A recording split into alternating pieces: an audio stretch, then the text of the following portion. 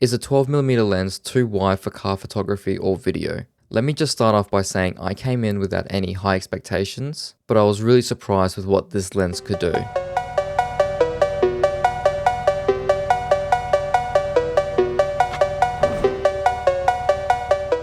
This is the 12mm T2.9 Cine lens made by 7Artisans, who have released quite a few cool looking lenses lately. Just as a note, this video is not sponsored. I'm just borrowing this lens from my friend Lucy Lumen. This was the first time I have ever used a wide angle lens, let alone a manual lens. So I wanted to challenge myself, and I heard about a supercar meet happening on the Gold Coast and decided this would be a great opportunity. Unfortunately, by the time I got there, most cars had already left, but I managed to get enough content to make this video. So I've got the lens on my Fujifilm X-H2S and using the Freewell 82mm 6:9 stop ND filter. Now, in total transparency, I made a mistake. I thought I would have enough time to get there and set the camera up and everything. But after seeing all the cars, I had to rush a little bit, which meant I didn't have my focus peaking enabled. Once I got this all sorted, unlike my previous cameras, the Fujifilm X-H2S has separate settings for your photo and video.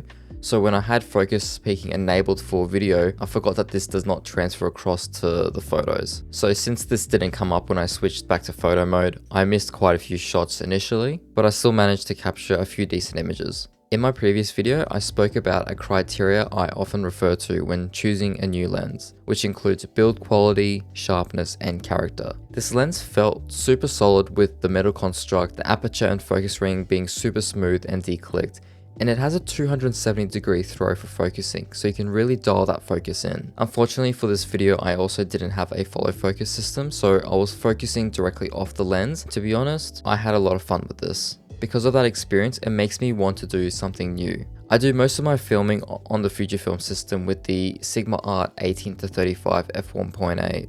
And that lens is amazing, but something about having this metal cine lens on my camera has really got me interested and makes me want to capture more video. Although I was fairly rushed to try and capture what I could, using this lens felt pretty cool.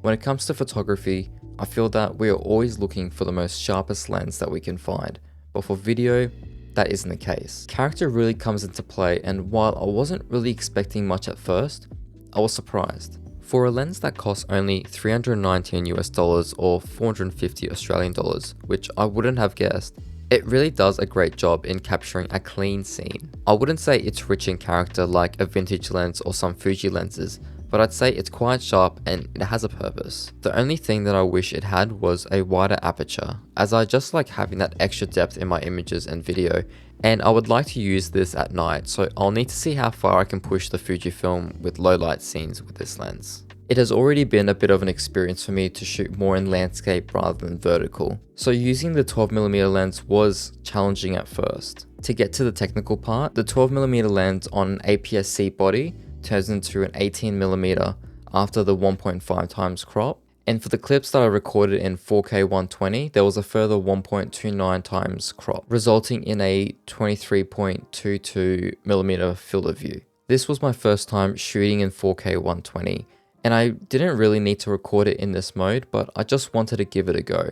Ideally, I would have recorded my shots in both 60 frames and 120 to compare, but as the cars were leaving, I couldn't be picky. Also, for those who have never used a cine lens before and don't understand why T is used instead of F, f-stop is used for the measurement of the opening of the lens, while t-stop is how much light makes it to the sensor, and is therefore more standardized across cine lenses. Now, I know after calculating what the field of view actually is, it really isn't that bad. I mean, so many photographers use lenses like the Sony 16-35 for all their car photography and video, so this makes sense. But for all the Fuji users, your closest options are the XF 14mm f2.8 and the 8-16 f2.8, which are quite expensive. And then for third-party options, you have the Viltrox 13mm f1.4, which I'll definitely be including in the near future. All I can say is after I return this lens, I'm definitely going to pick one up for myself. And I would love to try out 7Artisans 25mm T105.